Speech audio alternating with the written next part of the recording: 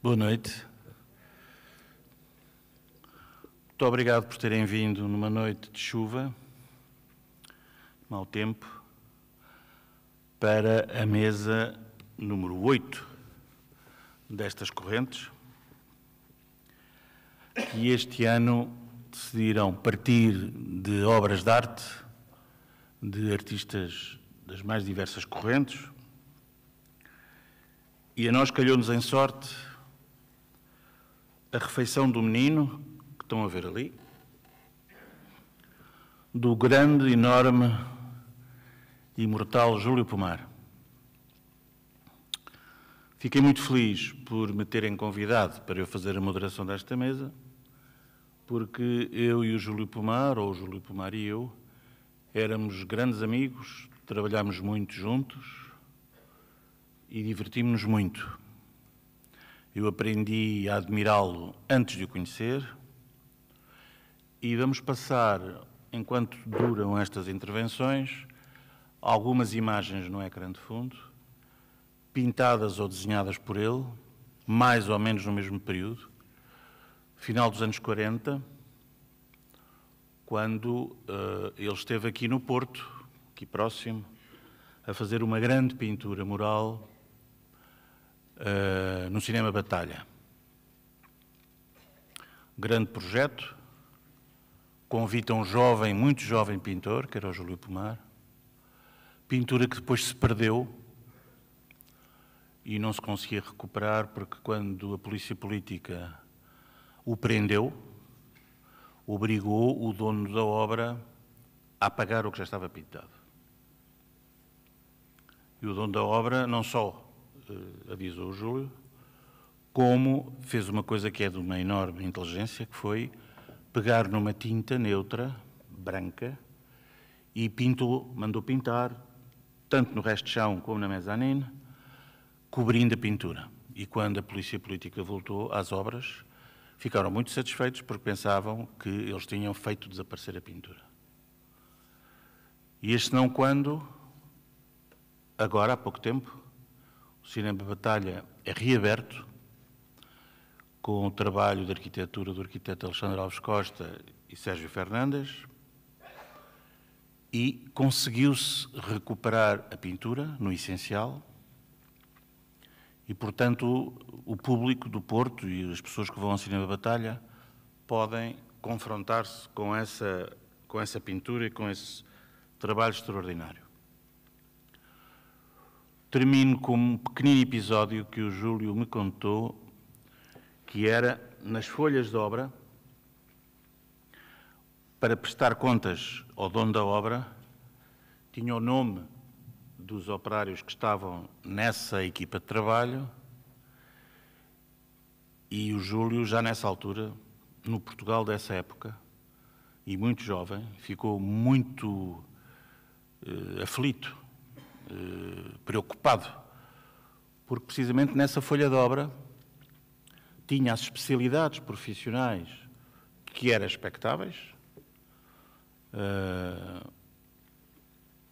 e tinha uma que era o trabalho ilegal, naturalmente, de um jovem rapaz que era chamado o rapaz do balde e cuja tarefa era estar em pé, no meio dos andaimes, com um balde de água na cabeça, o dia todo, para que os operários pudessem lavar as suas ferramentas de trabalho, substituir a água e preparar para a intervenção seguinte. E, portanto, este era o Portugal que nós tínhamos, que já não existe. E acho que é importante dizer isto por altura dos 50 anos do 25 de Abril, para que o Júlio contribuiu tanto com o seu trabalho de pintor e de cidadão. Ele estaria muito feliz de estar aqui e perceber que, a partir de um dos seus desenhos, do princípio da sua vida como artista, dá o mote para esta conversa que agora se vai iniciar. Saúde.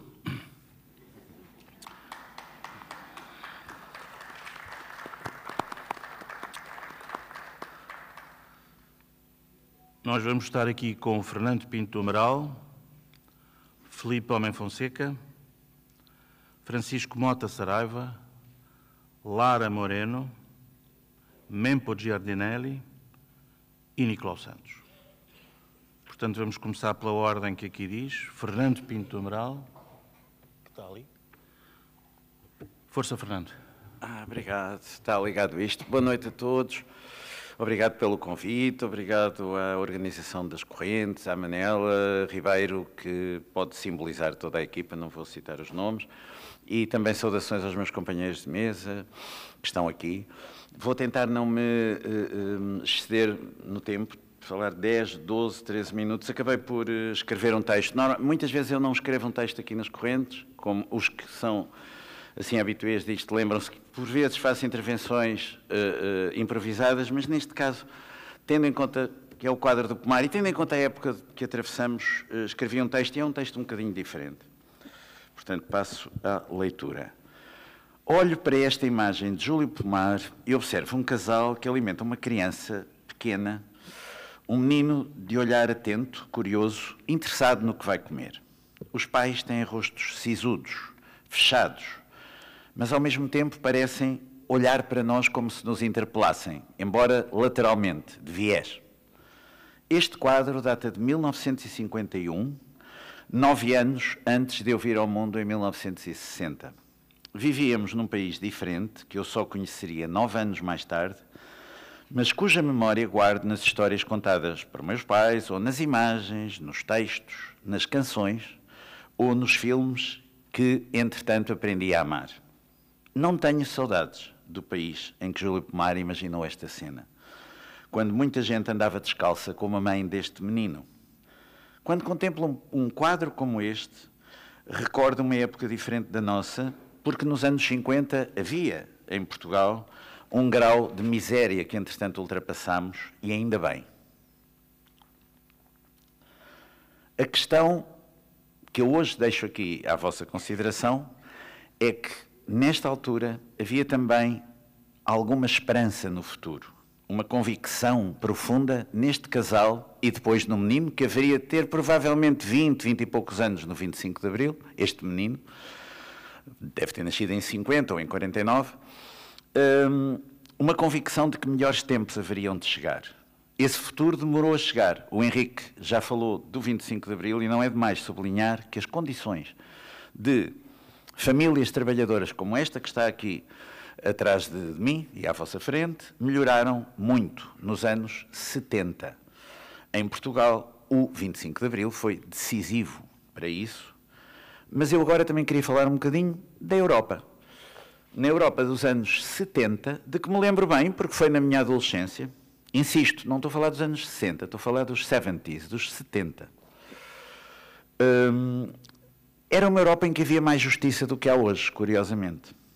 Porque em certos países havia, por exemplo, quem pagasse altíssimos impostos, como na Suécia, e com taxas exageradas, que levaram, por exemplo, o dono do IKEA, ou o cineasta Ingmar Bergman, a ter alguns problemas com o fisco sueco, e que era exagerado, eram taxas de 70% ou 80%.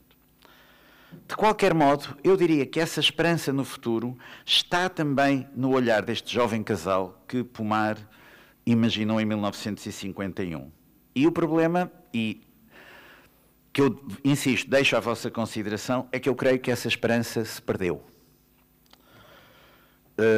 Ou seja, por outras palavras, explicando o que quer dizer, o menino hoje de uma família trabalhadora, um pai e uma mãe que alimentam o menino, terá menos esperança em que o seu menino virá a viver uma vida melhor do que eles. E nesta altura, a ideia era que os filhos iriam viver melhor que os pais e os netos melhor que os avós e assim sucessivamente. Agora não. Em Portugal, essa esperança atingiu o seu auge, quanto a mim, nos anos 90, pouco antes da viragem do milénio, com o entusiasmo da Expo 98 e uma clara noção de que o futuro, na Europa, o nosso futuro português na Europa e da própria Europa, iria ser melhor para todos. Insisto, todos. Não foi. Se nos compararmos com esses anos de 2002, 2003, início do século, veremos que grande parte dos salários, falo da função pública, e há aqui pessoas que me entenderão, perderam entre 15% a 20% do seu poder de compra.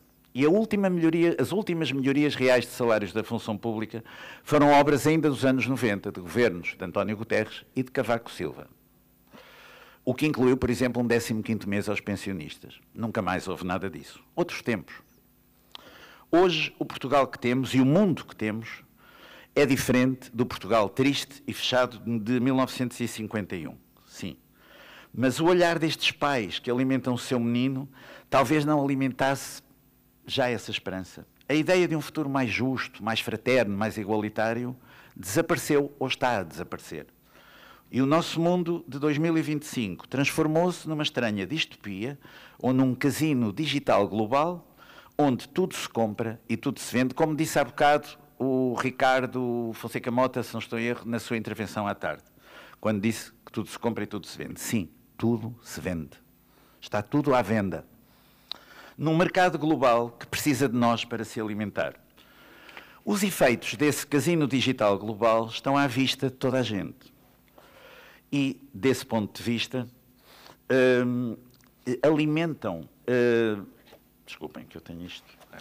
Eu prometo escrever um texto. Alimentam e potenciam a ideia de uma riqueza fácil e ao alcance de algumas jogadas de mestre no dito casino digital global. Nos anos 70, está aqui o Nicolau, que é da Economia, e até se pode depois também comentar isto, nos anos 70, o que se negociava nas bolsas eram coisas compreensíveis, ações, obrigações, e depois havia os futuros e as opções, que depois, se quiserem, dá para explicar, ainda é explicável. Agora, hoje, eu não saberia designar a variadíssima gama de produtos financeiros que por lá existem. Mas que, e atenção, estou aqui na POV, eu sei, eu nada tenho contra os casinos, acho que os casinos são fantásticos, eu gosto, aliás, de casinos, mas esses produtos deviam ser negociados num casino e não na Bolsa de Valores. E já nem falo das criptomoedas, que recentemente tivemos o caso do presidente argentino Milei e do escândalo de há poucos dias, foi um acontecimento de há poucos dias. Criptomoedas essas que, para muita gente mais conservadora, continuam a exemplificar um esquema de Ponzi à escala planetária. Perante isto, tenho saudades da célebre entrevista, é verdade, vou citá-lo outra vez, do professor Cavaco Silva, que num período de euforia bolsista, avisou os portugueses de que estavam a comprar gato por lebre. Tais avisos provocaram o pânico nos mercados, mas paciência. Às vezes é preciso saber afrontar os mercados, como fez o chanceler alemão Helmut Kohl, um democrata cristão, quando ainda havia democracia cristã. Em 1990, quando, na reunificação das Alemanhas, garantiu a todos os cidadãos alemães, todos, incluindo todos os da ex-RDA, a paridade 1 para 1 entre o Deutschmark e o velho Ostmark da dita RDA. Esse Ostmark, os mercados estavam dispostos a pagar apenas 30 ou 40 pfennig, 30 ou 40 cêntimos. Mas o Helmut Kohl bateu o pé e disse, é assim. E os famigerados mercados tiveram de se adaptar. Esse era um tempo diferente. Um tempo em que, como se diz na nossa Constituição da República Portuguesa, o poder político deve estar acima do poder económico. Agora sabemos que não é assim. Há países, como recentemente nos Estados Unidos, em que claramente é assumido que é o poder económico que manda e o poder político submete-se ao poder económico. Mas nos outros países também. Esta é a lei do mundo. Primeiro está o poder económico, o poder político faz o que o poder económico lhe manda. Sempre assim. Agora não é assim. Voltando aos anos 70, relembro que nesse tempo a maior fortuna do mundo era do armador grego Aristóteles Onassis. De acordo com um estudo recente, seria necessário a um europeu médio dessa época trabalhar cerca de 200 mil anos para atingir uma fortuna semelhante à de Onassis. Ainda de acordo com esse estudo, e partindo hoje, estou a partir de um salário anual de 100 mil euros, reparem, um salário europeu de 100 mil euros ao ano, seriam necessários 4 milhões de anos, insisto, 4 milhões de anos a trabalhar ininterruptamente para atingir o patamar de Elon Musk. Alguma coisa piorou. Quando as desigualdades, que as desigualdades continuam a aumentar é uma evidência à qual não podemos fugir. E o facto de existirem alguns bilionários mais lúcidos ou cientes do seu contributo social, e os casos mais evidentes são os de Bill Gates, praticamente toda a sua fortuna está na Fundação Bill e Melinda Gates, Warren Buffett, que já disse que ia deixar 10 milhões a cada filho, o que é muito pouco para a fortuna que ele tem, mas, salvo casos que são sempre estimáveis e que devem ser aplaudidos, a verdade é que isto não invalida o abismo que continua a crescer e que deixaria certamente muito mais triste o olhar dos jovens que dão o almoço ao seu menino. Além do clima, esta questão é a mais importante que o mundo tem para enfrentar. E é um abismo que é cada vez mais difícil de suportar, sobretudo por pessoas mais jovens, que, tendo acesso a armas de fogo, irão certamente exprimir a sua revolta através de atos impulsivos e violentos, como ultimamente está a acontecer nos Estados Unidos e na Europa. O caso de Luigi Mangione é, nesse aspecto, paradigmático. Trata-se de um jovem americano que baleou com êxito o CEO de uma seguradora altamente lucrativa, num gesto imediatamente aplaudido por muita gente, e do qual agora deixou de se falar, provavelmente com medo da imitação. Atentados contra bilionários tenderão, portanto, a tornar-se mais frequentes e a suscitar cada vez maior simpatia da população, quanto essa população se sentir excluída do tal casino digital global. Talvez estejamos a atravessar uma época histórica parecida ou semelhante aos finais do século XIX e inícios do XX. Quem se lembra dessa parte em que começou pela Sissi, imperatriz da Áustria, e depois imensa gente, eram aqueles anarquistas, viam um tipo assim numa carruagem, pumba, davam um tiro. Nós tivemos casos, tivemos o Sr. Dom Carlos, o Sidónio Pais, vários. Volto ao meu texto. Talvez estejamos a atravessar uma época histórica em que, tal como aconteceu nessa época, possam vir a crescer os atentados dirigidos a políticos, a bilionários ou quaisquer figuras tomadas como símbolos de um sistema opressor e, acima de tudo, sem saída. Quando eu digo sem saída, eu volto à ideia, 4 milhões de anos a trabalhar, e é um salário de 100 mil por ano. Não digo mais nada. Página 5. Além disso, ainda do ponto de vista do clima, os bilionários constituem o melhor alvo para essa estirpe de justiceiros do clima, já que a pegada ecológica de um multimilionário é cerca de 500 vezes ou 1000 vezes superior à de um cidadão da classe média. Estas e outras circunstâncias alimentam um clima de polarização de que muito se tem falado e que, em certos aspectos, convém ao status quo, porque são polarizações empoladas, inventadas, exageradas, acicatadas. Refiro-me a certas guerras culturais que parece que de propósito acicatam, estimulam. Guerras de gays contra straights e straights contra gays, mulheres contra homens, homens contra mulheres e, a mais importante, autóctones contra imigrantes. Ou seja, fico sempre com a sensação de que esses conflitos, em particular contra os imigrantes, são artificialmente empolados porque servem de manobra de diversão e de entretenimento perante o contínuo agravamento das desigualdades económicas. E tenho saudades de uma esquerda cuja prioridade seja o combate feroz a essas desigualdades. E tenho pena que alguém como o Bernie Sanders nunca tenha chegado à Casa Branca. Enfim, estou quase a terminar. Volto à imagem de Júlio Pomar, que esta noite nos trouxe até aqui. E a propósito desta reflexão, desta refeição de uma criança ainda pequena, quero deixar uma nota positiva quanto à esperança inerente ao ato de criar uma filha, um filho ou uma filha. Continuo a acreditar que isso é absolutamente fundamental e, apesar de tudo, e eu hoje lancei um livro que se chama Contos Suicidas, apesar deste tom da minha intervenção, que é bastante sombrio, eu diria que e em 2025, imaginem, este quadro, eu imagino, dar uma refeição a uma criança continua a ser um daqueles gestos tão humanos, tão especificamente humanos, que nos repugnaria vermos esse gesto ser efetuado por um robô, por mais humana que pudesse parecer a sua inteligência artificial. Mas no momento em que o menino for alimentado por um robô, porque os pais têm de estar ocupados a trabalhar, alguma coisa também não estará bem. Ainda a propósito de crianças, e só também para provocar, porque estas coisas também têm que ter um bocadinho de provocação, estou quase a terminar, sim. Só para provocar, deixo à vossa consideração uma última ideia. E esta parece que vai ao arrepio das outras, mas não vai. Porque está a ver-se a um certo dogmatismo de um pensamento único que nos rege e que, enfim, decreta como coisa boa o crescimento infinito da população ou o crescimento infinito da economia. Porquê?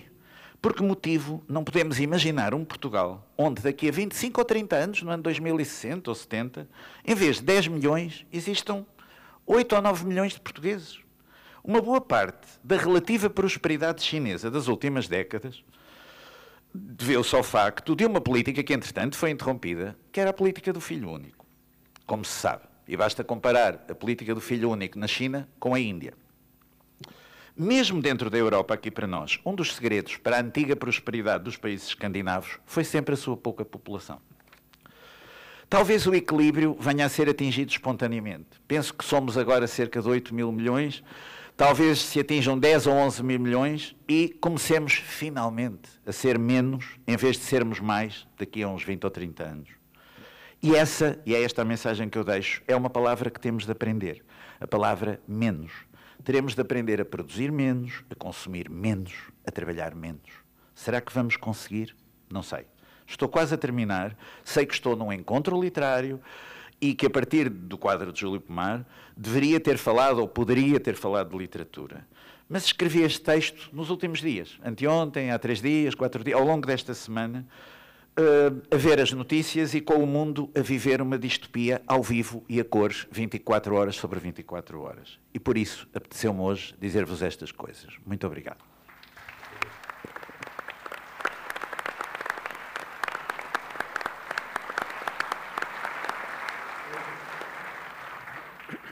Muito obrigado, Fernando.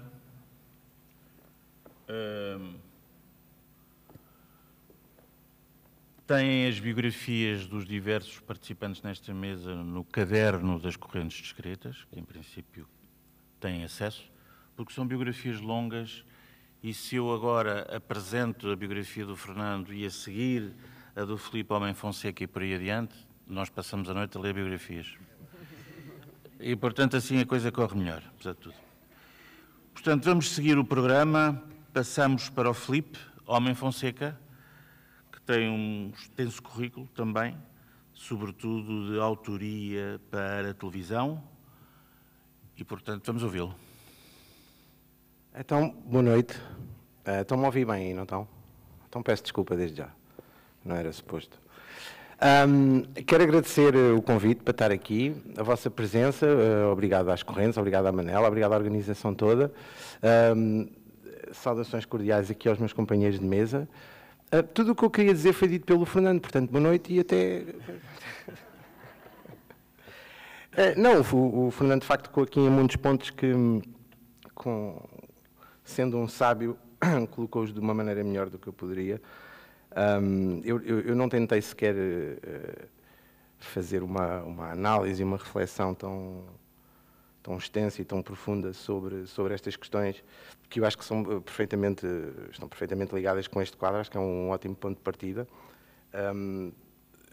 Eu tentei foi fazer este exercício de, olhando para esta criança do quadro, e com todas estas coisas que o Fernando falou, que são uma realidade da maneira como o capital está completamente no poder, a maneira como isso também interfere na linguagem, e nas línguas e na linguagem, a maneira como isso alterou a própria comunicação entre as pessoas e entre as camadas mais novas.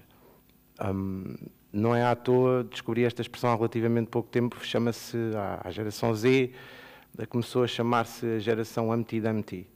Humpty Dumpty, que vem de umas rimas antigas, anglo-saxónicas, que depois foram celebrizadas na Alice do Outro Lado do Espelho, de Lewis Carroll, e essa personagem do Humpty Dumpty que fazia uma dissociação absoluta entre significado e significante, atribuía às palavras o significado que lhe apetecia. E hoje em dia, de facto, ouve-se falar, não só crianças na faixa etária de serem crianças, mas também pessoas que, para nos fazerem pensar como uma criança, têm também de se infantilizar. Nós estamos agora a passar por um processo de infantilização em curso e passa a redundância.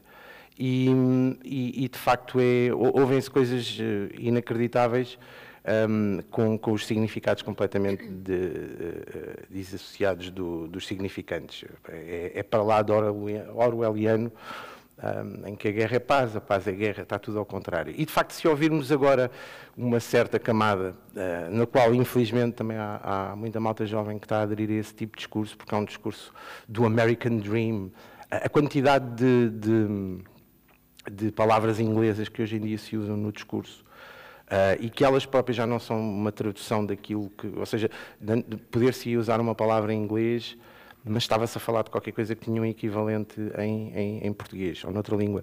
Hoje em dia, essas palavras são em si conceitos novos e que mitificam e propagam esta supremacia da economia e este ideal livre-luxo de se acreditares consegues. E depois temos nós de beber, temos de fazer reciclagem, temos de beber com palhas que se desfazem na boca, enquanto que depois o Musk faz uma viagem de avião para ir ao fim da rua, como se costuma dizer, e faz mais estragos do que nós faremos em todas as nossas vidas. Dito isto, eu tentei fazer esse exercício de ver como é que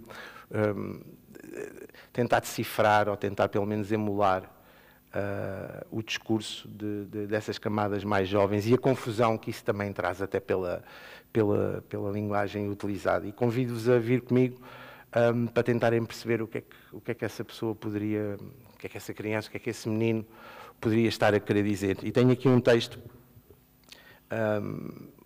que peço-vos que venham agora comigo. E se não perceberem, não faz mal. Eu próprio também há aqui coisas que não percebo. Vamos tentar decifrar. A Manela está aí? Não está? Está aí alguns. Olha, vocês importam-se se eu disser uma outra asneira? É tranquilo? Posso dizer assim um foda-se? Posso dizer foda-se? Pronto, isto é importante que eu não queria... Imaginem que digam foda-se e vocês dizem isso. Não, pronto, assim estamos em casa. Não é? Então vai, eu vou dizer. Então, estou do lado foda-se da história. Homem branco, cisgênero, hetero e privilegiado. Nasci com o cu virado para a lua, mesmo sem nome sonante, é-me permitido trabalhar para pagar contas. Tenho um teto, peço desculpa, reciclo o meu lixo na medida do possível, não tenho um jato privado, sou ecoativista de sofá. Sofá do IKEA. Feminista, sempre em construção, estou longe do lugar da fala, calo e ouço, aceno que sim, o que não entendo, decoro, perguntar é que nunca. Tenho amigos, amigas e amigues. Talvez sejam todos só conhecidos. Sei que posso contar com alguns deles, com o X posso, com o Y não. Já comprei NFT, já investi em criptomoedas, já usei inteligência artificial, hei de experimentar a humana. Tenho iPhone, tenho um Mac, escrevo sobre política no Face, sou pelas causas, denuncio injustiças, a minha foto de perfil é uma bandeira, seleciono os alvos da minha indignação. Com isto revolto-me, com aquilo já não. Impus-me um limite diário de fotos no Instagram e faço backups semanais para a cloud. A minha Alexa só me fala quando eu lhe dirijo a palavra. Sou intolerante ao glúten, mas só durante o brunch. Sou do mindfulness, faço yoga. O meu sabor preferido é o do dia. Carrego ontem aos ombros porque sou progressista, sou de hoje, amanhã já cá não estou, venham outros. Antecipo e planeio, faço listas de objetivos. Os que não cumpro, esqueço. Afinal, eu nem queria, faço psicoterapia. Estou em forma, atenção ao body shaming, frequento o ginásio, tenho abdominais homeopáticos. Seguro de saúde quanto baste, seguro de vida insegura, vou ao médico, faço reiki e shiatsu, check-ups anuais. Só dou em drogas com receita. Identifico-me com o signo lavagante. O que me lixa é o meu ascendente. As estrelas fazem-me sombra. Não faço mal a uma mosca, sou defensor dos direitos dos animais, não compro gato por lebre, gosto da carne bem passada. Mando alta pausa, todo eu sou vibes, há stuff que me dá feelings, mas não faço flex da cena. Sou a melhor versão de mim próprio, empregado do mês. Empregado não, colaborador. CEO da minha folha de Excel, vou à luta, dou o litro, acredito no team building, jantares da empresa e fins de semana fora. Já rolou com colegas. Faço formação a pensar no futuro, frequento palestras, assisto a TED Talks, tudo no YouTube, partilho no LinkedIn, respondo a comentários quando os tenho. Digo que não conto os likes, mas conto. Visto-me menos pela imagem e mais pelo conforto, mas só às Casual Fridays. Já li a Wikipédia toda, sei o Google de cor e consigo rir-me de dead jokes. Não vivo para o trabalho, se eu não gostar de mim, quem é que coisa? Já me disseram para fazer rehab, mas eu disse não. Vou às compras de manhã ou quando saio do emprego, janto fora muitas vezes, convivo com expats. Já vi ao vivo um visto gold, falo 6 línguas e arranho outras 2, adieu, auf Wiedersehen, goodbye, carga máxima, power bank, tenho 5 GB mensais de dados móveis no smartphone, não preciso da peça do Wi-Fi. Thank you. Sou geração X em mood de boomers. Expliquei a um millennial o que é o hipster service e a um Z o que é um telefone de disco. Sou ateu, mas abraço árvores. Estou em contacto com o meu eu. Falamos aos fins de semana. A minha criança interior é adotada. Sou justo, alerta, fácil, sou EasyJet, bagagem de mão, generoso, one size fits all, sou para sempre, tenho prazo de validade, estranho mas em treino, ready to go, plug and play, wireless, modesto. Hashtag blessed, hashtag gratidão, faço o que há para fazer, se não for hoje, amanhã. Vou dando conta do recado. Ansiosamente cool. Tenho insónias, durmo pouco, sonho menos, só vantagens. Faço binge no streaming e sinto, e rio, e choro, e partilho, e calmo. Às vezes ouço o que me interessa. Dou dinheiro a ganhar, contribuo para o cash flow, pago impostos, insegurança social, renda, água, luz, gás, net, sempre a passar cartão, touchless. Pip. Tenho 8 SMS por abrir, 12 grupos no WhatsApp com as notificações desligadas, 374 mails não lidos, confissões só por direct message. Sou eco-friendly, biodegradável, reciclável, hoje sofrível, no futuro sustentável. Startup, touchdown, all-in, get out, empreende e aprende, às vezes compreendo, estou atento, só falho quando tento, cumpro horários, nunca chego a tempo, evito o TikTok e as selfies de grupo, só reúno por Zoom, tu com o braço à frente da boca, nunca fiz um vídeo viral. Não tenho estado de espírito, tenho mood. Blockbuster, best-seller, hiperatividade, hipermediocridade, estou quase lá. Sou quase. Não tenho história pessoal, tenho narrativa. Não sou influencer, nem dobro o meu pijama, tão pouco uso pijama, é bué de awkward, é cringe. Tenho conta no Hinge, tenho perfil no Tinder, ofereço swipe right em troca de swipe left. Não tenho relações, tenho attachments. Não digo tusa nem tesão, digo engagement. Poliamoroso teórico, de ética cibernética, gosto de sexo sem hora marcada, acredito no amor sem horário de fecho, gosto de amor sem gente marcada, acredito no sexo sem quebra de ligação, premium no Pornhub, Patreon no OnlyFans, www.sim.ui.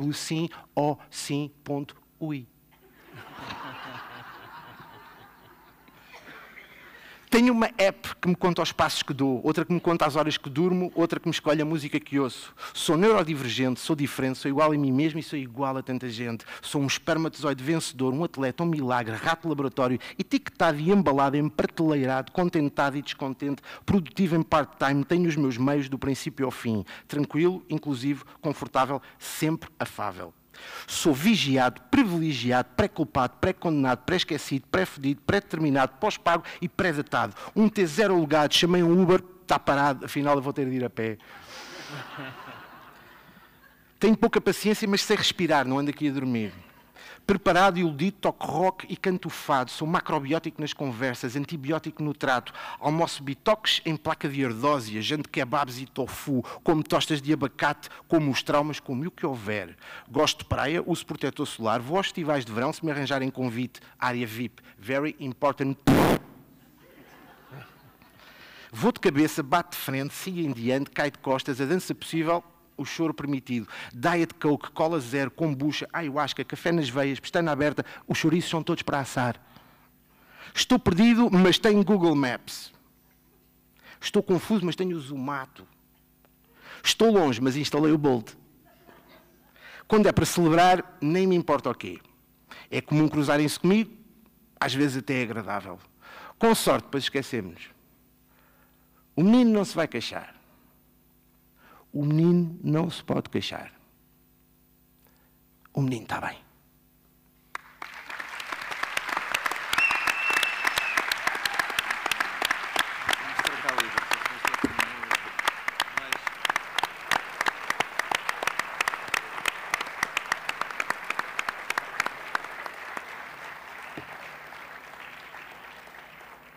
Como podem ver aqui no ecrã atrás, o menino é outro, o pai e a mãe são outros, o pintor é o mesmo.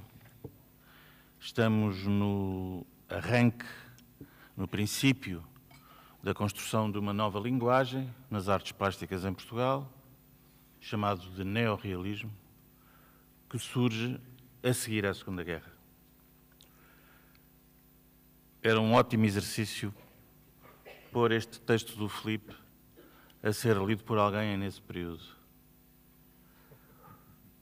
Assim como muitas vezes nós dizemos, se alguém viesse hoje à contemporaneidade e tivesse que se confrontar com alguns dos resultados desta revolução tecnológica, qual seria a reação dessas pessoas? E este texto é um excelente exemplo. Vou-vos passar a palavra a Francisco Mota Saraiva, que a sua última realização recebeu o prémio José Saramago, com o inédito Morramos ao Menos no Porto, e que vai ser publicado em 2025, ainda não foi? Não. Penso eu. E, portanto, Francisco, como diz a tropa do Almirante, fogo à peça. Muito obrigado. Consegue-me ouvir bem? Julgo. E obrigado, Filipe, por este momento, que isto ajudou-me a descontrair, porque estava aqui numa tensão de ter sido convidado para as correntes. Eu sou um estreante absoluto e alguém achou que eu tinha alguma coisa para dizer, ou melhor, eu achei que tinha alguma coisa para dizer, mas eu acho que me convidaram para eu vir ver quão grande e quão importante é este evento, e isto é um pedaço de cultura e humanidade que se vê pouco. Eu sou um pessimista e acho que vou daqui um pouco mais otimista. Um conselho que me deram foi, se vais a uma estreia, se vais a um baile de debutantes, que é o que é para mim, leva um texto. E eu segui isso à risca e, portanto, gostaria de vos convidar a mergulharmos aqui um pouco na obra do Júlio Pomar. Bom, por princípio, tende a ver toda a arte como um certo multiplicador, assente no mesmo conjunto de ideias, sugestões e influências. Mas, julgo que toda a arte se forma a partir da dor, como lhe chamou Oscar Wilde, a suprema emoção de que o homem é capaz. E se é verdade que a dor é, em grande medida, a espoleta que incendeia a construção artística, creio que isto muito tem que ver com a nossa própria condição de animais, com a nossa condição original, virgem, bruta, carnal, prévia a todas as construções sociais coletivas. A nossa condição pluricelular, dotada de sensibilidade e de capacidade de resposta a estímulos. A nossa condição viva, que age, move e imagina na natureza. É na natureza que podemos encontrar a fome e a saciedade, desenvolver o engenho e tombarmos perante a armadilha, criar laços e ser banido, procriar e ser morto. É na natureza, no entanto, que está o belo, o corpo nu, atento e sensível. Agimos sobre os sentidos, recordamos, raciocinamos e desejamos, porque a natureza, tal como a arte, nos desperta para tal. E inculca-nos uma certa forma de relacionamento com aquelas que são as nossas experiências, as nossas memórias, os nossos prazeres. Isto é, aliás, o que alguns filósofos e iluministas do século XVIII chamaram de associacionismo, teoria que afirmava que a mente apenas teria o poder de gerar ideias através da estimulação sensorial. E assim, o conhecimento teria origem nas sensações, e nenhuma ideia poderia conter informação que não houvesse sido recolhida previamente pelos sentidos. E esta apreensão revela-se sobretudo na construção dos valores da estética, como sejam as sensações ou as memórias provocadas por um determinado objeto. Proust, por exemplo, foi nisso exímio. Mais do que teorias sensoriais, puramente assentes em complexos de Édipo, no caso freudiano, ou cãezinhos estimulados por meio de cinetas e badalos, no caso pavloviano, Proust, de uma chávena de chá e de um bolo sem graça nenhuma, a famosa Madalena, criou aquele que é um dos momentos supremos da literatura universal, recuperando, por via de um só sabor, de uma só sensação provocada pelo simples palato, um mundo inteiro, uma vida. Não sei se é deste conceito de associação de ideias, deste processo cognitivo, espontâneo, explosivo, em que imagens ou sensações convocam fragmentos aparentemente tão dispares e, em simultâneo, tão familiares, que se constroem pontes e estradas. Mas é daqui, certamente, que se eleva a alma. Também ela uma certa forma de ponte e de estrada. E, igualmente, tudo isto me sucede ao espantar-me com a gravura do Júlio Pomar em que me ocorre a imagem de um velho, quando ali, velho algum, e que, por sua vez, me leva à fábula da tigela de madeira, que foi resgatada por José Saramago nas suas Intermitências da Morte, que eu passo a citar muito abreviadamente e que reza assim. Era uma vez uma família em que havia um pai, uma mãe e um avô, que era o pai do pai, e uma criança de 8 anos, um rapazinho. Ora, sucedia que o avô já tinha muita idade, por isso tremiam-lhe as mãos e deixava cair a comida da boca quando estavam à mesa, o que causava grande irritação ao filho e à nora, mas o pobre velho, por mais que quisesse, não conseguia conter as tremuras. E o resultado era estar sempre a sujar a toalha ou deixar cair comida ao chão, para já não falar do guardanapo, que lhe estavam ao pescoço, e que era preciso mudar-lhe 3 vezes ao dia, ao almoço, ao jantar e à ceia. Um dia o filho resolveu acabar com a desagradável situação. Apareceu em casa com uma tigela de madeira e disse ao pai: a partir de hoje passará a comer daqui. Senta-se na soleira da porta, porque é mais fácil de limpar. E assim foi. Almoço, jantar e ceia, o velho sentado sozinho na soleira da porta, levando a comida à boca conforme lhe era possível.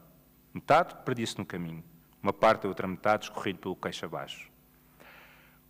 Uma tarde o pai viu o filho a trabalhar com uma navalha um pedaço de madeira e então perguntou: o que estás a fazer com esse pau?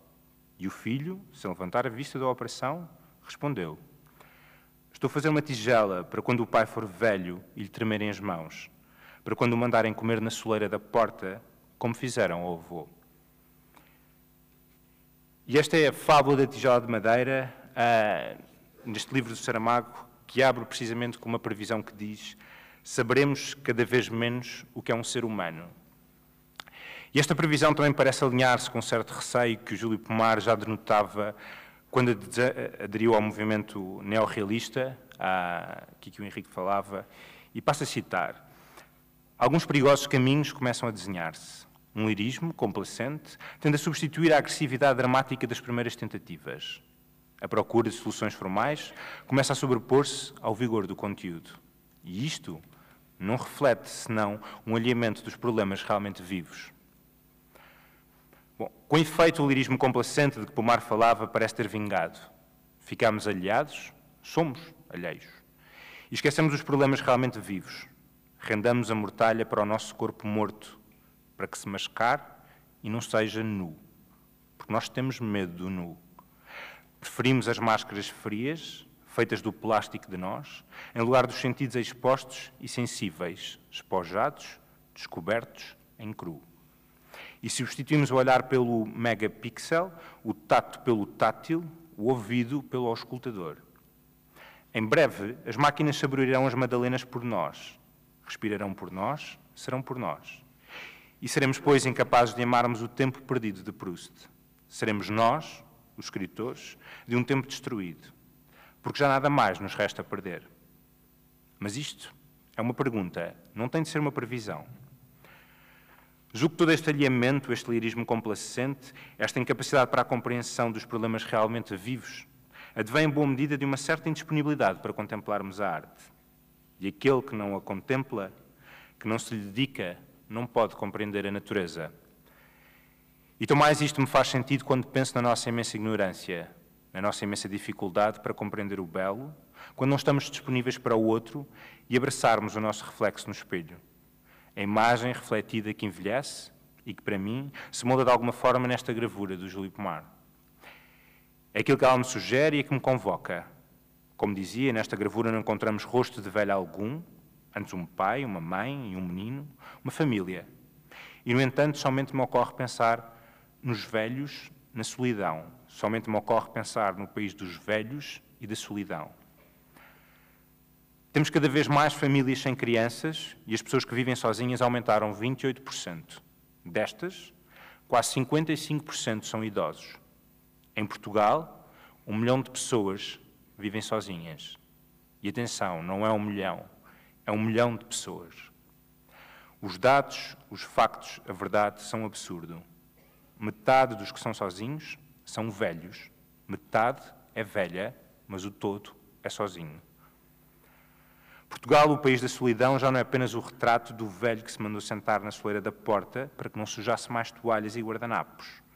É o retrato do velho que terá de construir a sua própria tigela para comer.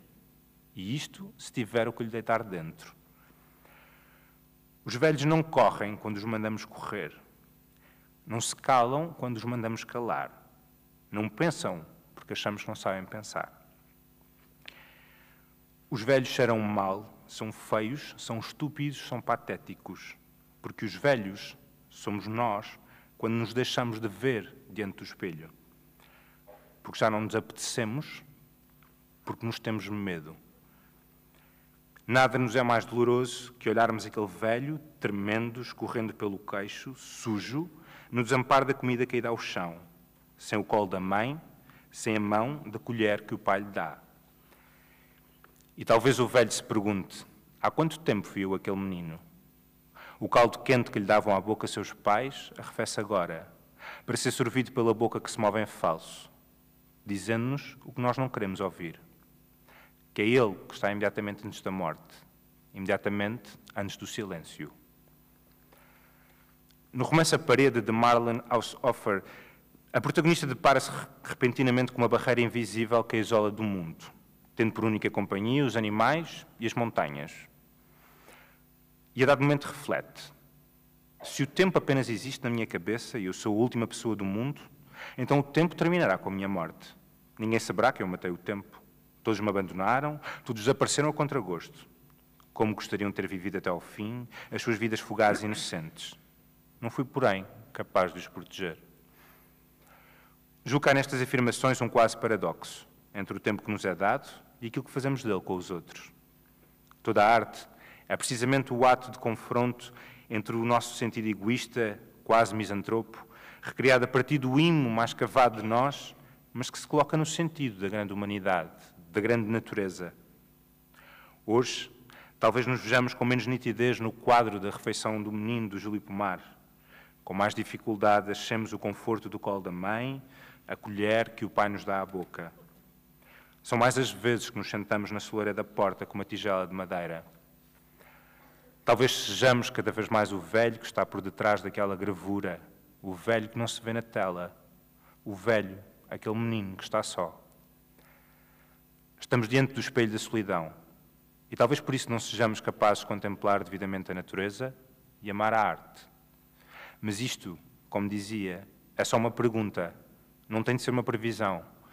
É que as previsões são de tempos antigos e nós somos de hoje. E termino relembrando a Odisseia Homérica, em que também Telemaco nunca deixou de esperar o regresso de Ulisses, seu pai, para que fosse restaurada a lei da palavra, para que fosse restaurada a união dos homens, um lugar uno e protegido, numa invocação de esperança e entusiasmo, numa invocação de vida e reunião na humanidade. Olhemos então para o velho, antes que se faça silêncio e se cumpra a previsão. Obrigado.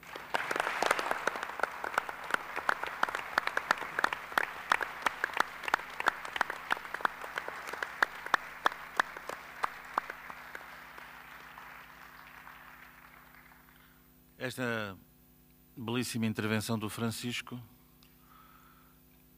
faz-nos acreditar que nem todos os economistas e gestores e profissões afins são desprovidos de sentimentos e de talento. Ele é licenciado em Direito, portanto não vem das letras, vem de outras letras. E, portanto, isso faz-nos ter fé em acreditar que, de facto, o mundo pode dar-nos outras leituras, outras oportunidades, sobretudo quando estamos a viver dias tão feios como toda a gente já se apercebeu. Com uma capacidade de resistência enorme, a Lara Moreno, que está aqui sentada à minha direita, visto que ela não é portuguesa, não fala a língua portuguesa, tem estado aqui bravamente a ouvir a língua portuguesa, e ainda por cima não estamos a falar de espátios, estamos a falar como costumamos falar normalmente, e passo a palavra à Lara.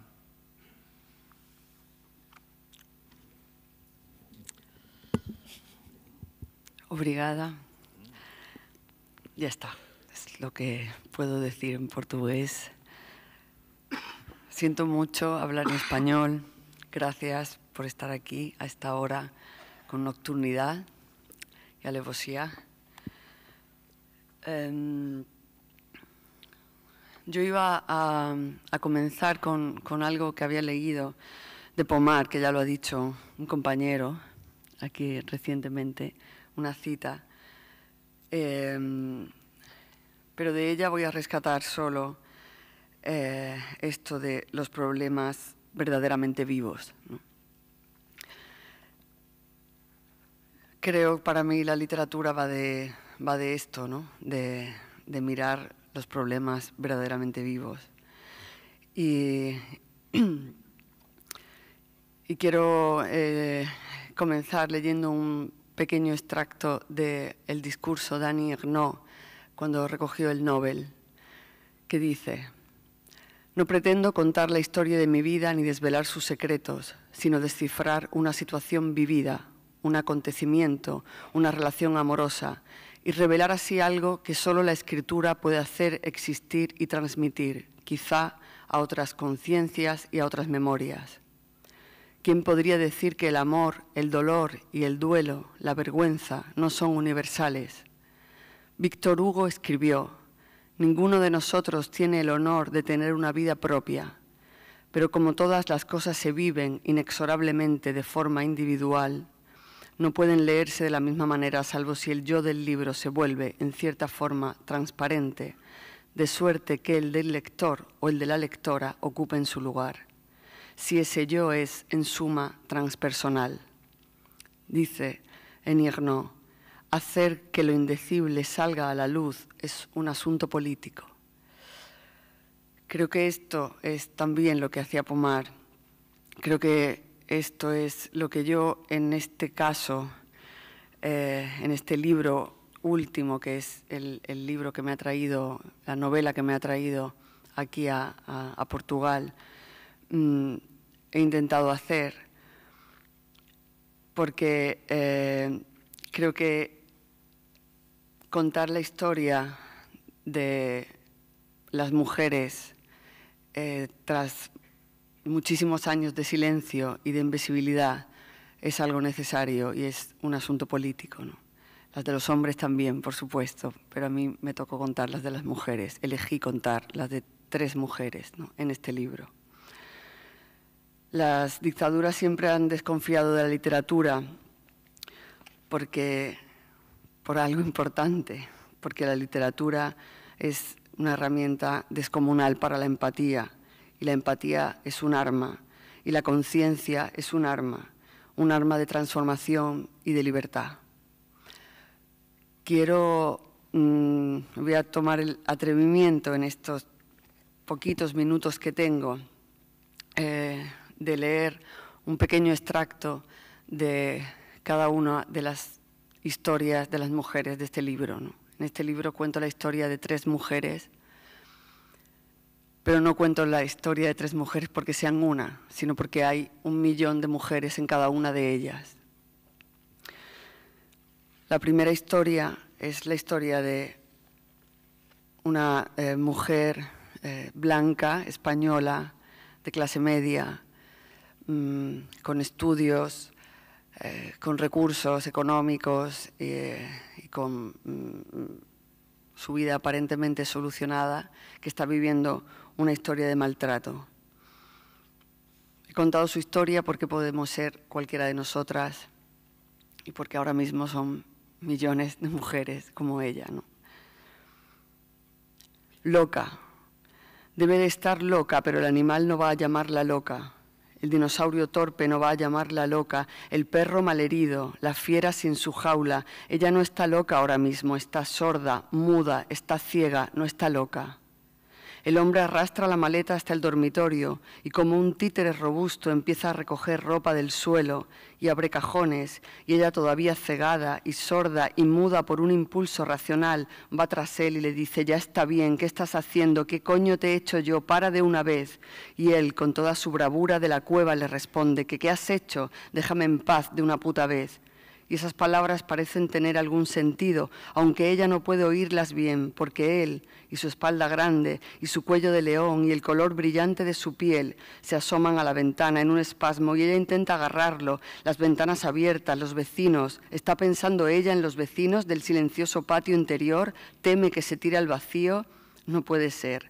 No hay vecinos ni hay caída, porque aquello es la cascada absurda de esta representación y los gritos, y ella sabe, siente, que todo es una grandísima mentira, un efecto sonoro, una trampa mortal, un método ridículo e intolerable que al hombre le enseñaron hace tiempo para ganar una absurda batalla, una batalla sin inicio, sin razón, sin detonante, una batalla sin final y sin victoria. No se puede ganar lo que uno ya posee.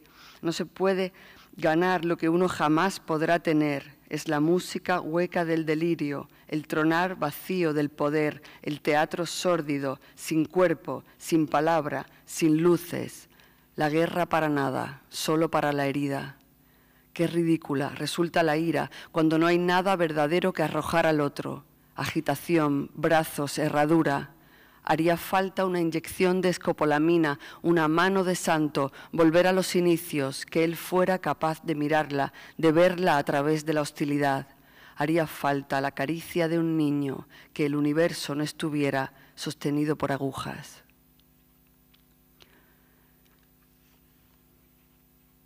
Este es el problema verdaderamente vivo de Oliva. Esto es lo indecible de Oliva.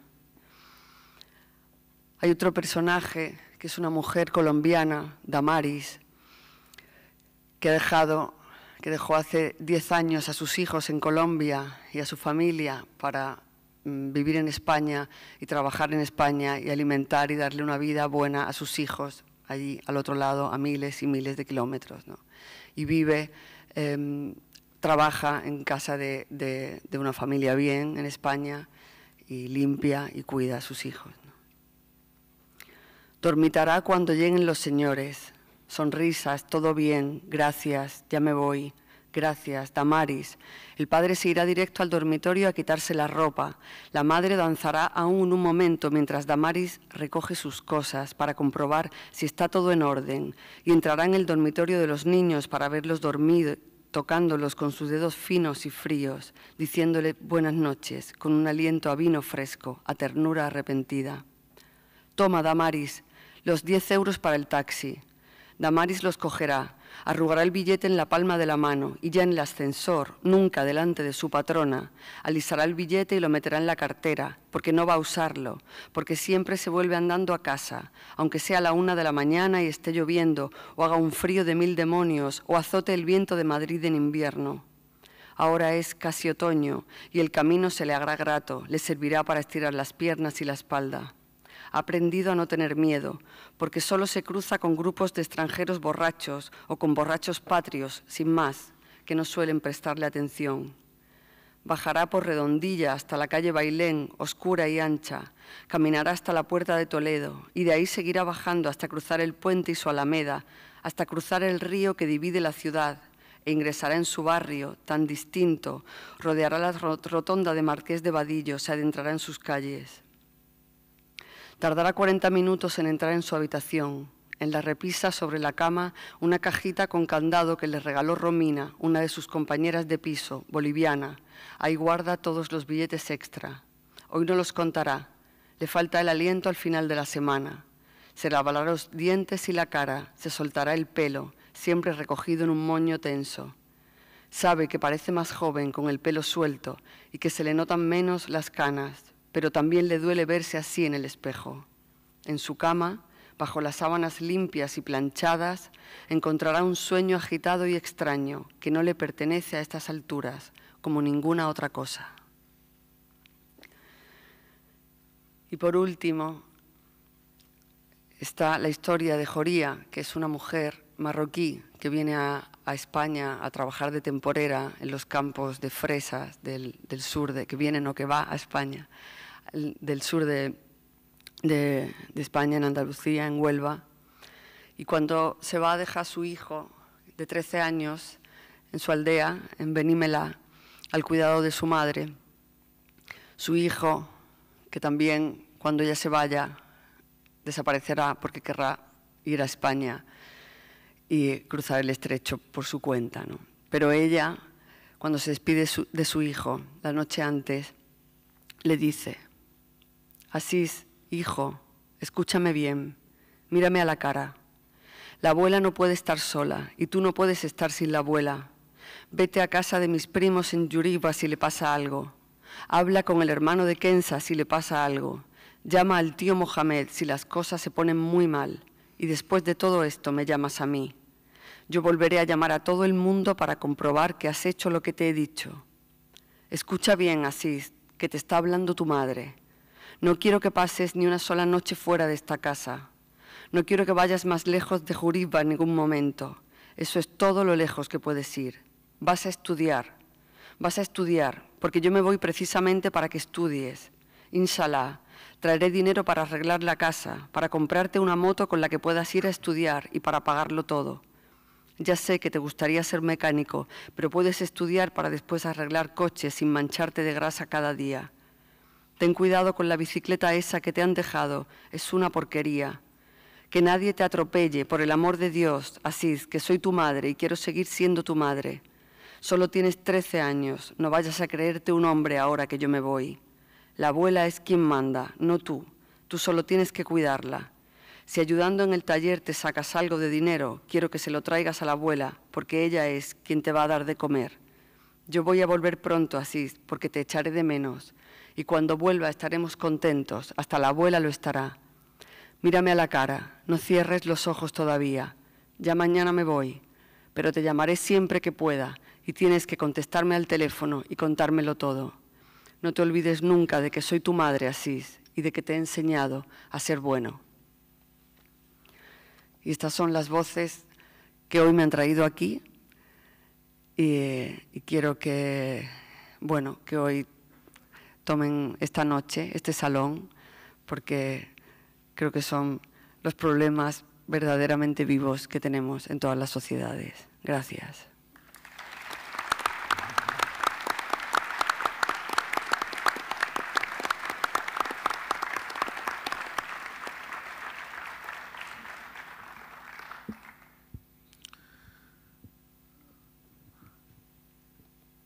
Como sempre aconteceu nas correntes descritas, na Póvoa de Varzim, o idioma nunca foi uma barreira e, portanto, entendem-nos e nós entendemos outros como agora.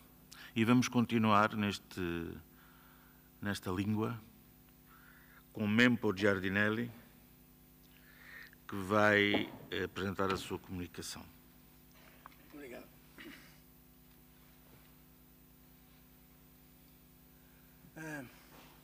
Eu falo muito mal o português.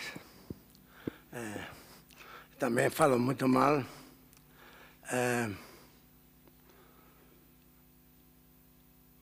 a língua mixta e quizá falo muito mal incluso el castellano. Este es un cuento que escribí hace ya muchos años. Se titula Kilómetro 11. Kilómetro 11 es un tema típico de mi tierra, en el norte de Argentina. Yo vivo en el extremo norte, en la frontera con la República de Paraguay. Y el ritmo, la música local, es un ritmo que se llama chamamé. Es muy festivo, muy alegre y generalmente es un ritmo que se toca con un bandoneón, no el acordeón, el bandoneón del tango que se aplica al chamamé, guitarras y a veces el contrabajo. Kilómetro 11. Para mí, ¿qué es Segovia?, dice Aquiles, pestañeando nervioso, mientras codea al negro López, el de anteojos oscuros, por mi madre que es el cabo Segovia. El negro observa rigurosamente al tipo que toca el bandoneón, frunciendo el ceño, y es como si en sus ojos se proyectara un montón de películas viejas, imposibles de olvidar. La escena durante un baile en una casa de Barrio España, en las afueras de la ciudad. Un grupo de amigos se ha reunido a festejar el cumpleaños de Aquiles. Son todos expresidiarios que estuvieron en la U7 durante la dictadura. U7 es una de las cárceles más terribles que hubo en el norte de Argentina. Han pasado ya algunos años y tienen la costumbre de reunirse con sus familias para festejar todos los cumpleaños. Esta vez decidieron hacerlo en grande, con asado al asador, buena carne, un lechón de entrada y todo el vino y la cerveza disponibles en el barrio.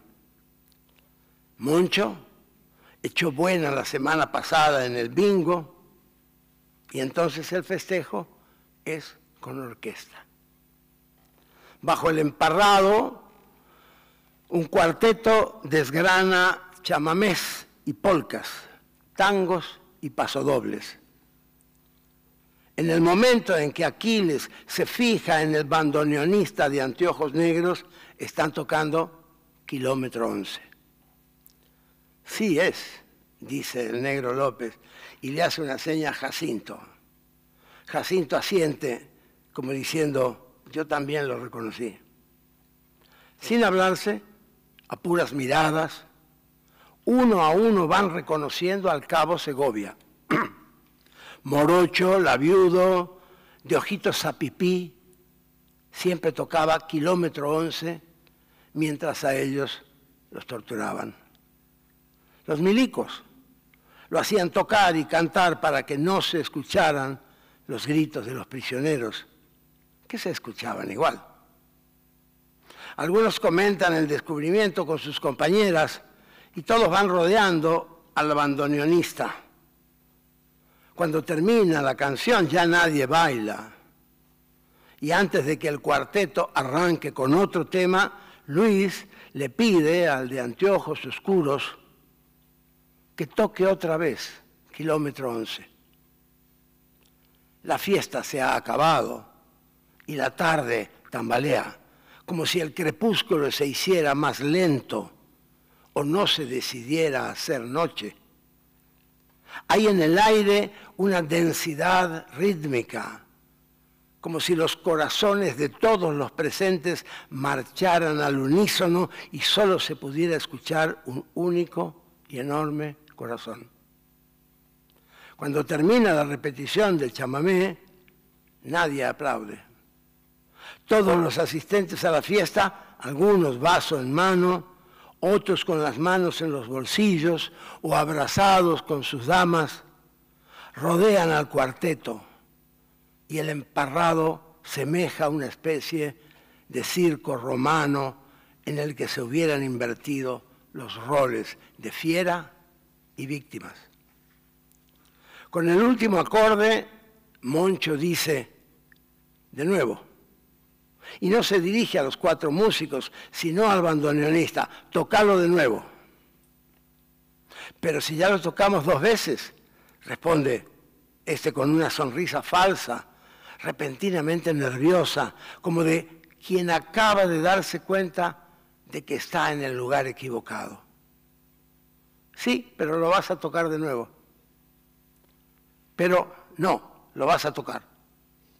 Y parece que el tipo va a decir algo, pero es evidente que el tono firme y conminatorio de Moncho lo ha hecho caer en la cuenta de quiénes son los que lo rodean. Una vez por cada uno de nosotros, Segovia, tercia el flaco Ramírez. El bandoneón, después de una respiración entrecortada y afónica que parece metáfora de la de su ejecutante, empieza tímidamente con el mismo chamamé. A los pocos compases lo acompaña la guitarra y enseguida se agregan el contrabajo y la verdulera. Pero aquí les alza una mano y ordena silencio. Que toque él solo, dice. Y después de un silencio que parece largo como una pena amorosa, el bandoneón hace un da capo y las notas empiezan a parir un kilómetro 11 agudo y chillón, pero genuino. Todos miran al tipo, incluso sus compañeros músicos, y el tipo transpira. Le caen de las sienes 2 gotones que flirtean con los pómulos como lentos y minúsculos ríos en busca de un cauce. Los dedos teclean, mecánicos, sin entusiasmo, se diría que sin saber lo que tocan. Y el bandoneón se abre y se cierra, se abre y se cierra sobre la rodilla derecha del tipo, boqueando como si el fuelle fuera un pulmón averiado del que cuelga una cintita argentina. Cuando termina, el hombre separa las manos de los teclados, flexiona los dedos como amasando el aire y no se decide a hacer nada. No sabe qué hacer ni qué decir. Sacate los anteojos, le ordena Miguel desde el fondo. Sacátelos y seguí tocando. El tipo lentamente, con la derecha, se quita los anteojos negros y los tira al suelo, al costado de la silla. Tiene los ojos clavados en la parte superior del fuelle. No mira a la concurrencia, no puede mirarlos. Mira hacia abajo, elude los focos como cuando hay mucho sol. Kilómetro 11 de nuevo, ordena la mujer de Cholo. El tipo sigue mirando para abajo. Dale, toca, hijo de puta, dicen Luis y Miguel y algunas mujeres. Aquí les hace una seña diciendo no, insultos no, no hacen falta. Toca. Y el tipo toca, kilómetro 11. Un minuto después, cuando suenan los arpegios del estribillo, se oye el llanto de la mujer de Tito, que está abrazada a Tito, y los dos, al chico, al niño que tuvieron cuando él estaba en prisión. Los 3 lloran. Tito moquea y Aquiles va y los abraza. Y entonces es el turno de Moncho. A cada uno, kilómetro 11 le convoca recuerdos diferentes, porque las emociones siempre estallan a destiempo. Y cuando el tipo va por el 8º o 9º kilómetro 11, es Miguel el que llora. Y el Colorado Aguirre más atrás le explica a su mujer en voz baja que fue Miguel el que inventó aquello de ir a comprarle un caramelo todos los días a Leiva Longhi. Cada uno iba y le compraba un caramelo mirándolo a los ojos. Y eso era todo. Y le pagaban, claro. El tipo no quería cobrar, decía, no, lleven nomás. Pero ellos no, me cobrás el caramelo. Y le pagaban el caramelo, siempre un único caramelo. Ninguna otra cosa, ni puchos, cigarrillos, pipas, nada. Un caramelo, de cualquier gusto, pero uno solo y mirando a los ojos fijamente a Leiva Longhi. Fue un desfile de expresos que todas las tardes se paró frente al kiosco durante 3 años y pico, del 83 al 87, sin faltar ni un solo día. Ninguno de ellos. Solo para decir un caramelo, deme un caramelo, mirándolo a los ojos. Y así todas las tardes, hasta que Leiva Longhi murió de cáncer. De pronto el tipo parece que empieza a acalambrarse ahora. En esas últimas versiones pifió varias notas. Está tocando con los ojos cerrados, pero se equivoca por el cansancio. Nadie se ha movido. El círculo que lo rodea es casi perfecto, de una equidistancia tácitamente bien ponderada. De allí no podría escapar. Y sus compañeros, los otros músicos, están petrificados. Cada uno se ha quedado rígido, como los niños cuando juegan en la plaza. El aire cargado de rencor que impera en la tarde los ha esculpido en granito. Nosotros no nos vengamos, dice el sordo Pérez, mientras Segovia va por el 10º o 11º kilómetro 11. Y empieza a contar en voz alta el sordo, sobreimpresa a la música, del día en que fue al consultorio de Camilo Evans, el urólogo, 3 meses después de salir de la cárcel, en el verano pasado. Camilo era uno de los médicos de la cárcel durante el proceso. Y una vez que de tanto que lo torturaron, el sordo empezó a mear sangre. Camilo le dijo, riéndose, que no era nada. Y le dijo, eso te pasa por masturbarte tanto. Por eso cuando salió en libertad, el sordo lo primero que hizo fue ir a verlo al consultorio, pero con otro nombre. Camilo al principio no lo reconoció. Y cuando el sordo le dijo quién era, se puso pálido y se echó atrás en la silla y empezó a decirle que él solo había cumplido órdenes, que lo perdonase, que no le hiciera nada. El sordo le dijo, no, yo no vengo a hacerte nada, no tengas miedo. Solo quiero que me mires a los ojos, mientras te digo despacito que sos una mierda y un cobarde. Lo mismo con este hijo de puta que no nos mira, dice Aquiles. ¿Cuántos van? Con este son 14 kilómetros 11, responde el negro. 14, ¿no? Sí, los tengo contados, dice Pitín. Y somos 14. Entonces cortada, Segovia, se acabó, dice Aquiles. Y el bandoneón enmudece. Y en el aire queda flotando por unos segundos la respiración agónica del fuelle. El tipo deja caer las manos a los costados de su cuerpo. Parecen más largas, como que llegan casi hasta el suelo.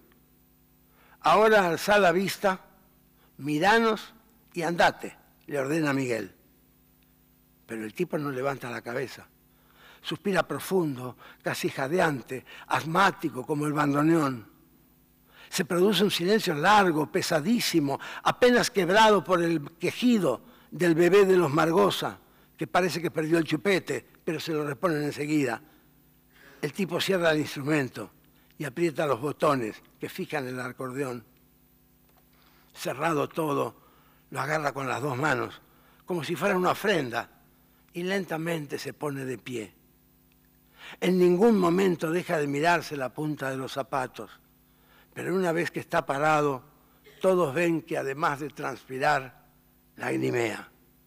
Hace un puchero igual que un niño, y es como si de repente la verticalidad le cambiara la dirección de las aguas, porque primero solloza y después llora, pero mudo. Y en eso Aquiles, codeando de nuevo al negro López, dice, parece mentira, pero es humano nomás este hijo de puta, mírenlo como llora. Que se vaya, dice una de las chicas de atrás, y el tipo, el cabo Segovia, se va.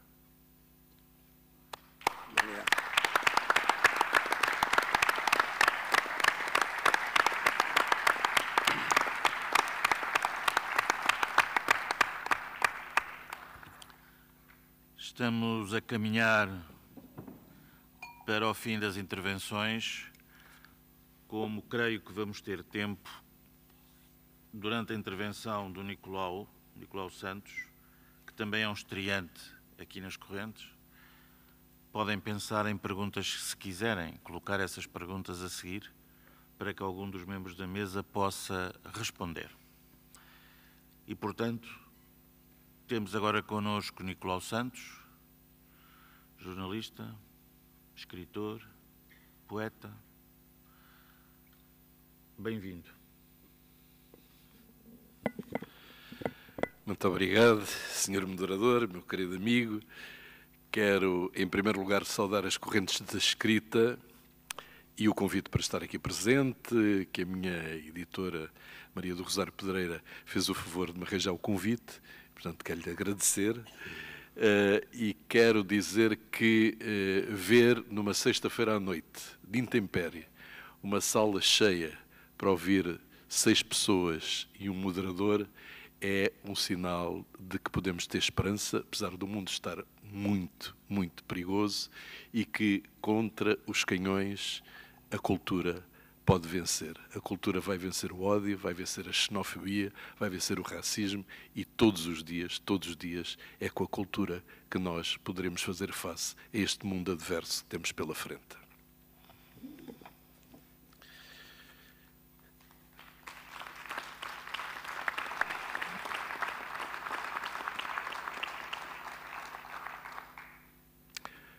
Nunca sonhei, porque não é fácil. A guerra foi tão difícil. Tive muito medo. Vi muitas pessoas a morrer. Nunca vou esquecer a minha vida. Foi isto que me disse aquele que, em tempos depois, devido à sua bravura e coragem, se tornaria o líder do nosso pequeno gangue e tomaria o nome de Kaosi, pequeno leão em Umbundo. Kaosi tinha chegado esquelético a Luanda depois de ter fugido da brutal guerra pelo controle do Uambo entre a MPLA, apoiado pelos cubanos, e UNITA, suportada pelas tropas da África do Sul. Eu estava à entrada do nosso contentor vigilante. Aproximou-se de mim como um cão assustado. Contou que vagueava por Luanda há 3 anos. Dormia onde calhava, mas já várias vezes fora enxotado e agredido, umas vezes por outros vagabundos, outros pela polícia. Disse que não aguentava mais viver sozinho. Não tinha onde ficar e perguntou-se também se podia abrigar no contentor. Como é mesmo o teu nome? Kaosi. Idade? Não sei. Vieste de onde? Uambo. Por causa da guerra? Sim. Lá no Uambo havia muita guerra, muito tiro. Não sabia qual era da UNITA e qual era do MPLA. Ficávamos sempre em casa. Só saíamos para ir tentar encontrar comida. As pessoas comiam raízes de banana, de cana, perseguiam os cães, os gatos. Os cães fugiram ou ficaram raivosos. Os gatos acabaram. Só faltou comer pessoas. E o que aconteceu? Foram muitos dias, muitos tiros, granadas, metralhadoras, tanques. Então, um dia não deu mais. Foi de repente. Tive muito medo. Vi pessoas a morrer na bomba, na mina. Toda a gente estava a fugir. Eu estava na praça. Quando voltei para casa, já não encontrei ninguém. Não sabes da tua família? A minha mãe morreu na bomba. O meu pai não sei. Nunca mais deu contacto na família. Tenho muitas saudades da minha irmã caçula. Há 3 anos que estou por cá. Vieste sozinho? Num grupo. Éramos 17. O meu irmão pequeno veio comigo. Está no Maria Pia, atrapalhado. Os outros se espalharam. Nunca mais vi eles. E aqui em Luanda, onde dormes? Onde calha? Na Mutamba? No talho do povo que tem mais luz? Mas aparecem os mais velhos que nos batem com paus, pontapés, murros e temos de fugar. E onde consegues o panquê, a comida? Todos os dias vou mexer no bandalho, no contentor, a panela de 4 rodas. Como o lixo do lixo, no lixo. Tem sempre alguma fruta podre, às vezes feijão que sobrou, cabeças de peixe, ossos de vaca, pacotes de leite com algumas gotas. Tenho muita fome.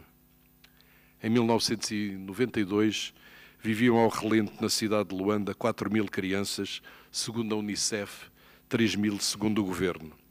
A capital angolana é uma casa grande sem teto. Angola está podre. Este país está muito mal e nunca vai melhorar. Com tanto que eles têm, não conseguem dar nada aos que dormem na rua. As ambições, até nós vamos ter ambições. Vamos fazer a vingança. Matar esses que só querem o dinheiro todo para eles. Vingança. Vamos fazer a vingança. Assim falava Kaosi, com raiva. Raiva de tudo o que a guerra lhe tinha tirado. Um sentimento partilhado. Os 30 membros do grupo, cujas idades iam dos 10 aos 20 anos, dormiam dentro do contentor em cima de cartões. Acordavam às 5, 6 da manhã, no meio do trânsito, com os primeiros raios do sol. Faziam serviços para ganhar um bolo ou uma sandes, marcavam o seu território, faziam pequenos roubos, dividiam a cidade por áreas. Cada grupo tinha o seu esquema de sobrevivência definido. Os meninos que conseguiram fugir às balas, aos bombardeamentos, às bombas, carregam uma carga demasiado pesada para corpos tão pequenos. pequenos vagabundos em busca não de um futuro, mas de sobreviver até ao fim do dia, ali ao lado do Roque Santeiro, o mais famoso mercado a céu aberto de toda a África e onde era possível comprar desde comprimidos individuais até peças de carros, carne de vaca ou de porco, galinhas, sofás, cortinas, banheiras e, claro, armas, revólveres, granadas, metralhadoras. Próximo, as doleiras cambiavam a moeda local ao lado do Sambizanga, um moçeque martirizado depois do 27 de maio de 77 e do campo de futebol onde vários presos foram fuzilados.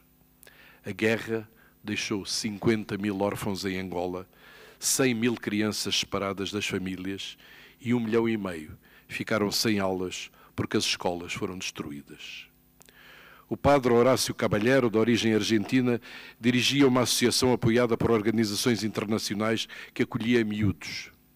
Vivem na lixeira, são ninhos de despassarados. Fazemos uma ronda para lhes dar comida todas as noites. Começamos no Quinaxis e depois vamos para a Marginal. Os miúdos são peritos em esquemas de sobrevivência.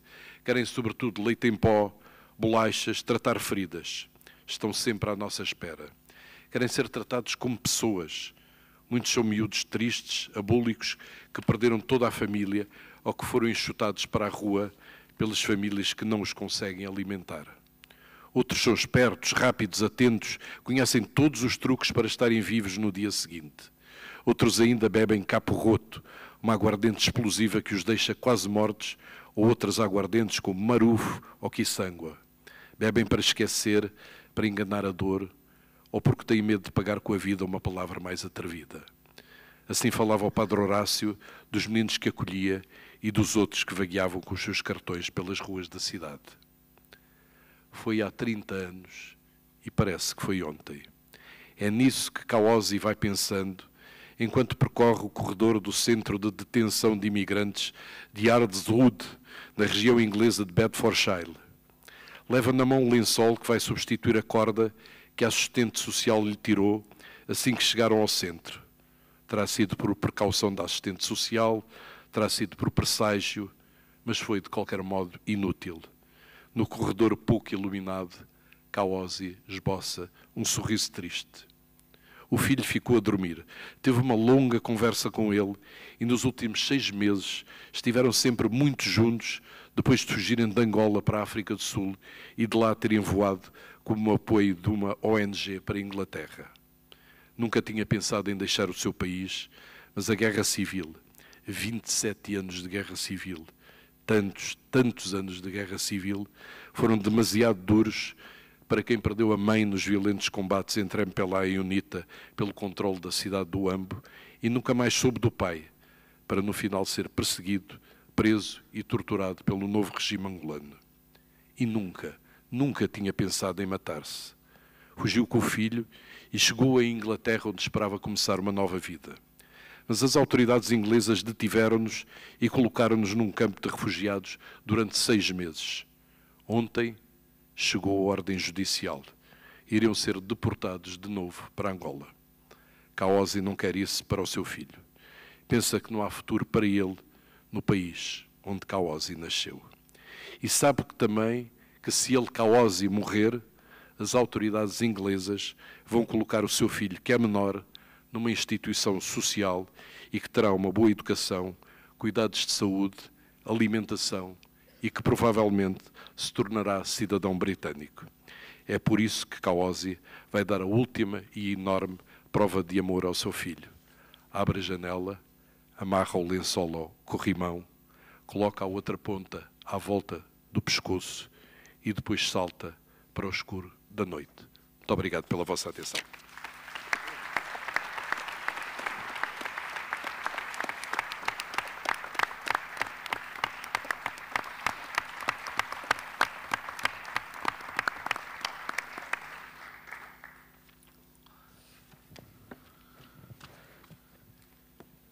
Renovo o meu desafio. Se alguém quer fazer perguntas, pôr alguma questão aos autores, eu até vou trocar de óculos para ver melhor ao fundo.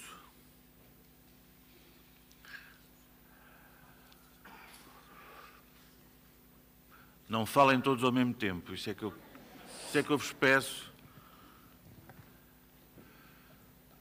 senão ninguém se consegue entender.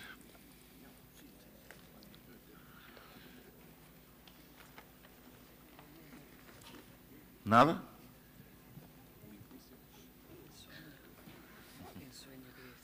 Exatamente.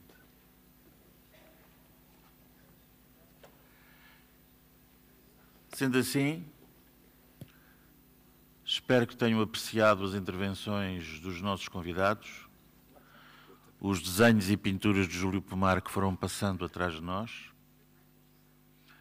e que as correntes continuem, como têm feito estes anos todos, havendo amanhã um dia cheio de programação. E muito boa noite e sonhos felizes.